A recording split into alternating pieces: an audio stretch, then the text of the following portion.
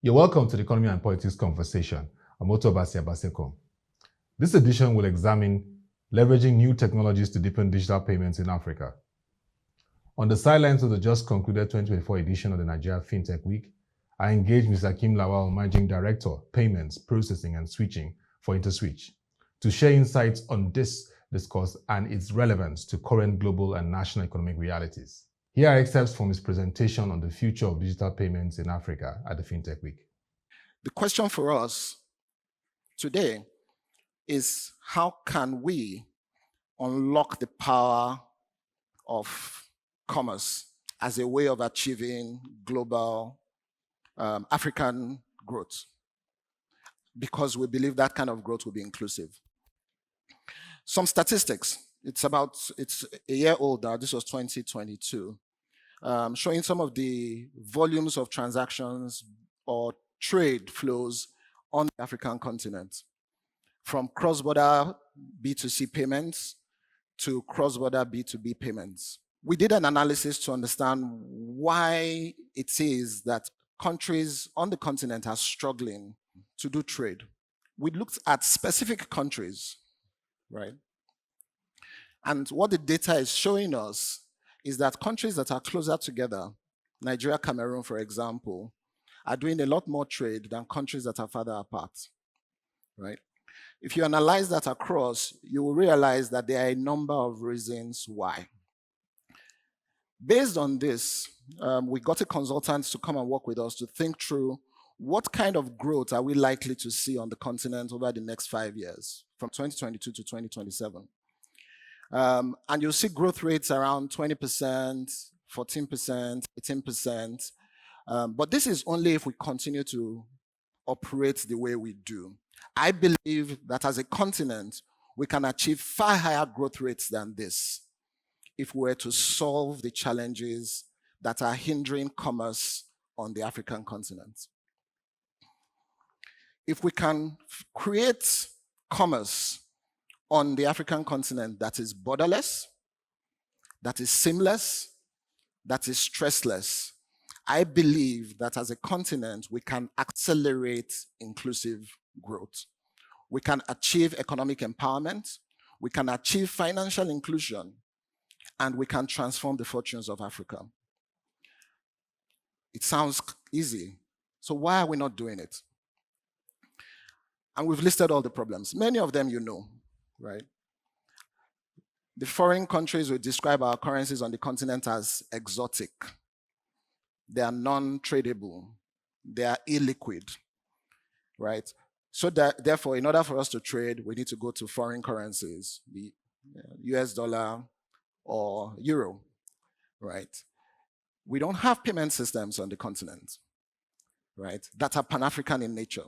If we want to do a transaction, we have to send it to London or St. Louis or San Francisco, right? To make those flows happen, we need to involve a foreign bank, right? And those banks are offering a service. They will take a cut. We don't have a platform that will allow us to exchange African currencies, right? We don't have the infrastructure, right? We don't have access to finance. So even the people who want to trade cannot raise the capital that they need. And we don't have the regulatory environment. I know regulators are doing a lot of work, but I think when you try to build a Pan-African business, you suddenly realize that regulations across countries are so difficult to navigate once your focus is cross-border or Pan-African. What is the challenge and how do we solve it? My view is that we have a couple of building blocks that we need to put together. We need to build an ecosystem of developers, innovators, payment partners, innovators and competitors coming together to say, we can solve this problem. We have the collective will, we have the collective mental capacity to solve these challenges on a Pan-African scale. We need to create an African currency exchange that allows us to trade African currencies between ourselves. We need to build systems that allow us to do those transactions without ever having to take any transaction outside of the continent.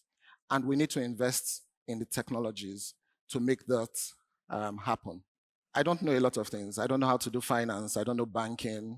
But because I'm talking to the Nigerian Fintech community, my challenge is I think the Fintech ecosystem, with the right level of innovation and collaboration, can take on these problems and solve them. Welcome back. I began by asking him how adopting new technologies like artificial intelligence can accelerate inclusive economic growth in Africa. To answer that question, you need to look at what has happened in every other generation of industrial transformation. AI is the fourth industrial revolution. There's an opportunity that will transform every industry. Everything from payments to agriculture to even education. For Africa to benefit from that transformation, we need three pillars. Pillar number one is talent. Pillar number two is data. And pillar number three is infrastructure or compute.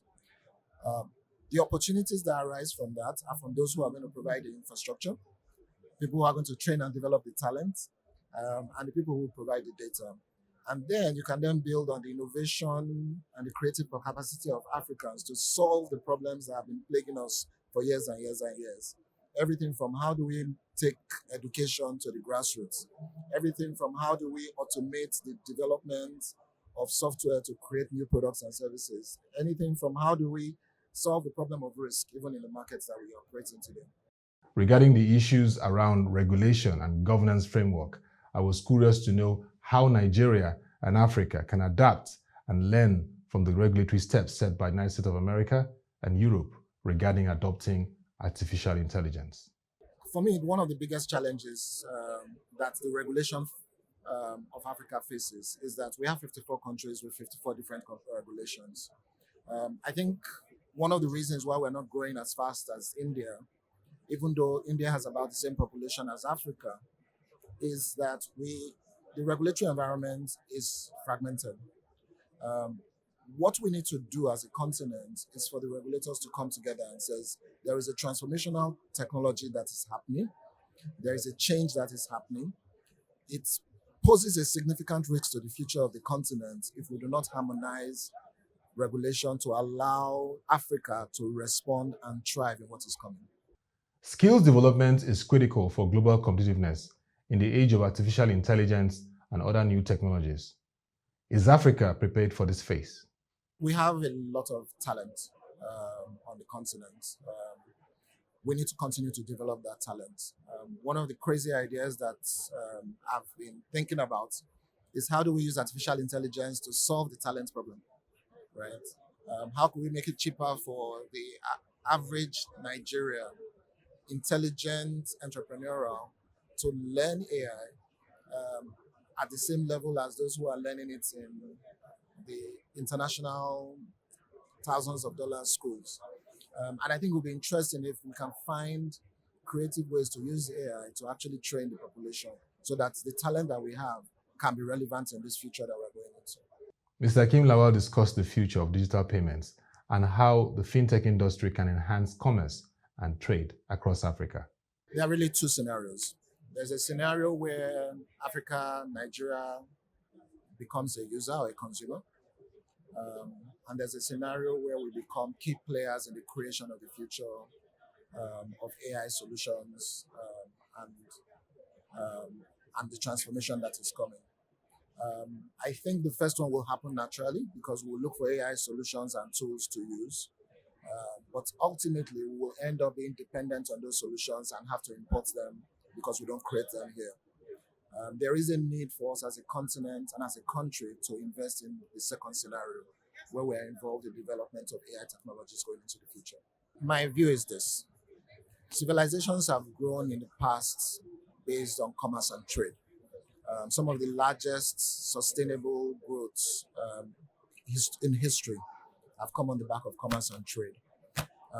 My belief is that if the fintech ecosystem was to come together to make commerce and trade on the African continent borderless, seamless, and stressless, you could significantly accelerate inclusive growth because commerce requires two people to agree and trade amongst themselves, and both of them are better off.